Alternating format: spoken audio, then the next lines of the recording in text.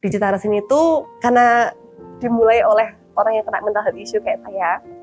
Orang yang kena mental health issue itu akan sembuh saat dia bisa memaafkan masa lalu dan bisa mengubah masa depannya. Nah, Citara sini itu bermula dari situ. Saya sebagai orang yang mental health issue, saya melihat ke belakang apa yang saya bisa perbaiki ke belakang. Jadi apa yang sudah berlalu tapi saya mau menggunakan sebagai lesson learn. Nah, si Citara sini itu hadir sebagai prasasti, sebagai suatu hal yang kita bisa menggunakan nanti di saat sekarang ini untuk lesson learn.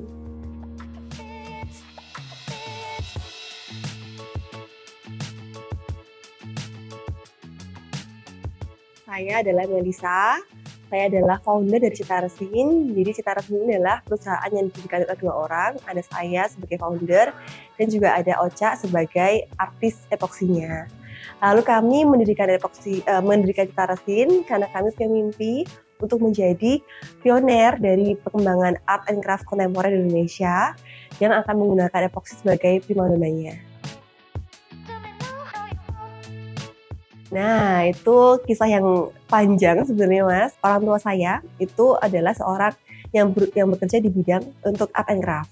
Semisal saya berusaha di bidang yang ke arah pengrajin, di mana sekarang sudah mulai resesi, itu bukan pangsa bisnis yang bagus lagi. Oleh karena itu saya mencari cara apa yang kira-kira yang memang tetap di kimia, tapi ada di pengrajin juga. Lalu saya akhirnya mikirin, oke, aku akan ambil di market yang bukan market yang seperti ibu saya, tapi market yang baru, yang lebih ke arah end user langsung. Nah, salah satu pilihannya adalah epoksi waktu itu. Nah, waktu saya mengolah epoksi, saya menggandeng si Ocha sebagai partner bisnis saya. Itu awalnya nggak pakai nama Citara Sin, Mas. Jadi tetap adalah perusahaan epoksi yang menjual epoksi untuk art and craft. Saat berjalan beberapa lama, kita ketemu sama beberapa supplier yang lain, supplier untuk epoksi yang besar. Mereka bilang, kalau kamu mau jual epoksi untuk art and craft, mau jual berapa kilo sebulan? Karena kan art and craft kan bukan hal yang dibutuhkan orang ya. Orang bisa beli, bisa enggak. Dan itu kan tersier sekali. Oleh karena itu, kita mikir gimana supaya bisa menjual ini banyak. Akhirnya mencari cara, mencari ide, dan ketemulah bahwa, ternyata epoksi resin bisa menjadi prasasti. Untuk mengabadikan sesuatu, misalnya apa? Bunga pernikahan, anak bayi lahiran punya aspek, punya pokoknya semua kisahnya lah, ada fotonya, ada ini, tapi bisa dikreasikan menggunakan epoxy art. Oleh karena itu mikir, kalau kita ngomong soal art, nggak bisa bertahan lama. Tapi kalau kita bisa mengabadikan sebagai prasasti, sebagai suatu hal yang menjadi monumen, itu kita bisa mengabadikan setiap perjalanan hidup semua orang di Indonesia. Dan itu adalah kebutuhannya sebagai primer kan, karena kan kenangan gitu. Oleh karena itu, ya udah kita menentukan value-nya si Citara Sin adalah cerita. Makanya kita menggunakan resin sebagai melakukan telling story. Namanya Citara Sin. Itu awalnya, Mas.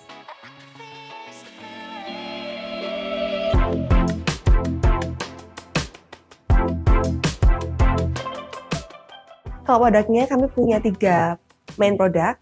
Yang pertama adalah produk untuk bahan mentahnya, jadi bahan bakunya untuk seperti epoksi resin, ada pembuatan molding, ada mold maker, ada pewarna-pewarnanya dengan nama Color Expert, dan juga ada aksesoris-aksesorisnya. Tapi yang kedua kita punya juga ada produk workshopnya. Kita punya 3 kelas workshop, ada workshop untuk yang private class, ada workshop untuk yang community gathering, dan juga ada workshop untuk yang school, go to school. Lalu yang ketiga adalah DIY Kit. Jadi DIY Kit adalah untuk pasar-pasar orang yang memang bukan bekerja di bidang epoksi resin, tapi mereka ingin mencoba. Karena epoksi resin punya value baru, yaitu adalah value untuk mengabadikan cita hidup, sehingga Citara Sin ini menggunakan value yang ketiga, yaitu DIY Kit resin, di mana semua orang nanti akan menggunakan epoksi resin untuk mengabadikan cita hidupnya. Kesulitannya banyak sekali, Mas. Jadi bagaimana, saya kan bukan pengalaman di retail manajemen ya. Jadi waktu nyemplung di dunia ini, satu, belum ada trennya. Kita masih berusaha untuk bagaimana meng-create tren untuk orang menggunakan epoksi untuk berkarya. Karena orang Indonesia kan cenderung yang, aku maunya simple aja, beli jadi dan harganya murah. Tapi kita tetap berusaha untuk bagaimana kita bisa membuat tren bahwa semua orang nanti harus mengabadikan kisah hidupnya. Lalu yang kedua, bagaimana membuat memanage sebuah retail marketing. Bagaimana mengatur anak inventory-nya, bagaimana mengatur accounting-nya, bagaimana menjaga gudangnya supaya rapi dan juga bisa diatur. Nah itu masih masalah-masalah kita. Kalau target kami itu sekarang adalah anak-anak sekolah dan juga anak-anak orang-orang yang mulai pensiun.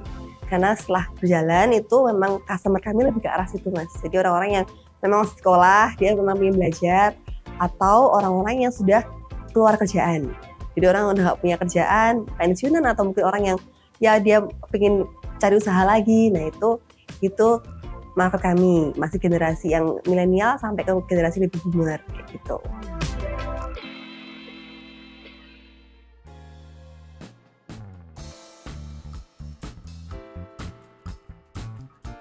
Jadi resin itu memang memiliki dua sisi ya, Mas. Jadi kalau yang untuk berbahaya apa enggak, resin yang pada umumnya yang dijual kayak di tempat toko-toko kimia itu memang berbahaya. Kalau di tempat resin kita memang memilih resin yang khusus. Jadi resin di kita tuh beda sama resin yang di luar. Kenapa? Karena di sini kita menggunakan resin yang digunakan untuk art and craft modern. Tapi itu pun kita tetap sarankan menggunakan APD, menggunakan masker, dan menggunakan sarung tangan. Kenapa? Karena resin itu sebenarnya adalah seperti lem, sehingga kalau nempel ke tempatnya badan manusia itu akan susah dihilangin. Tapi apakah berbahaya? Langsung digunakan, saya ini kalau kita langsung campur, langsung dituang itu nggak masalah. Tapi kalau digunakan sampai dia berasap, nah itu asapnya yang berbahaya. Dan jangan sampai keminum, itu yang paling berbahaya. Karena kan takutnya kan seperti air ya, dikira itu terus mereka konsumsinya salah, nah seperti itu sih. Kayak gitu. Jadi resinnya memang berbeda. Resin yang di luar tempat, yang di luar cetar resin itu memang kebanyakan berasap. Kalau kehidupan oleh manusia itu berbahaya. Tapi kalau di cetar resin kita sudah memilih yang paling aman, sehingga kalau kehidup pun ya setidaknya kita bisa menggunakan masker untuk melindungi badan kita sendiri. Produknya cetar resin itu kita punya beberapa jenis epoksi. Itu pertama. Nah epoksi ini akhirnya kami kembangkan. Ada yang ke tempatnya fashion dengan nama resin butong. Ada barang-barang yang kita gunakan lewat epoksi ini digunakan untuk yang celebrate journey, untuk mengabadikan kisah hidupnya, kayak misalnya mengabadikan pernikahan, kelahiran anak, itu namanya celebrate journey.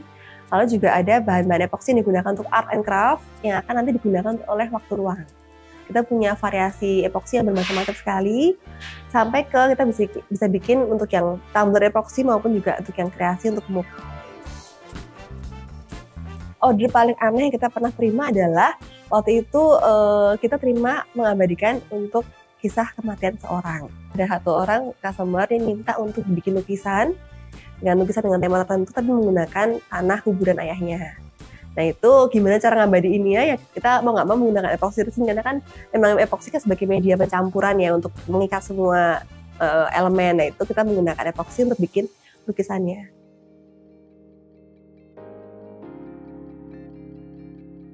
Mental health issue itu memang nggak semata-mata kita bikin cetar resin langsung bikin itu.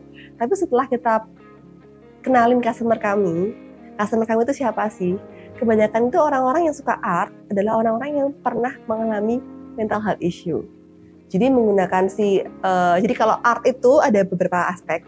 Ada yang lebih ke arah unsur yang dia memang menjual seninya, unsur seninya yang ada abstraknya, ada kisahnya. Ada juga yang terapeutik. Jadi yang lebih ke terapi. Aku pengen rilis emosi. Nah, ternyata itu si epoksi resin itu karena kan gampang ya, simpel, cuma menuang-menuang aja. Dia punya unsur tempatnya terapeutik gitu. Jadi itu yang kita angkat tempatnya mental health issue. Dan juga saya pun juga adalah salah satu orang yang mengalami mental health issue. Oleh karena itu kita menggunakan si Born to Inspire itu untuk nanti akan menjadi penjualan cetar resin. Jadi selama ini kan kalau di Indonesia orang jual fashion itu kan karena apa? Karena bahannya, karena bagusnya. Kita pengen bikin fashion yang nggak seperti itu. Kita mau bikin fashion yang mengubah mindset orang. Jadi lewat si fashion itu akan menjadi sebuah motivasi. Mereka akan menggunakan itu sebagai, ini loh, I have the mental health issue and I wear this untuk memberikan motivasi. Afirmasi. Karena itu helpful untuk orang-orang sekarang. Karena kan generasi Z, generasi milenial kan mulai aware sama mental health issue. Nah itu kita pengen menjadi fashion yang memberikan motivasi. Jadi orang pakai itu karena aku punya deep connection sama si fashion ini, sama si brand ini. Nah itu yang kita jual lewat si resin butong dan juga si Born to Inspire nanti. Mimpi kami adalah setelah kami mempelajari soal art and craft untuk epoksi resin, kita melihat bahwa oh ini kurang powerful kalau untuk sebagai art and craft aja. Tapi kita pingin semua cerita hidup nanti akan diabadikan dengan menggunakan epoxy resin dengan sentuhan art and craft. Jadi art and craft bukan sebagai mainnya, tapi sebagai tambahannya. Tapi yang kita capture adalah kisah hidupnya, kenangannya, cerita hidupnya yang kita abadiin lewat epoxy resin. Gitu.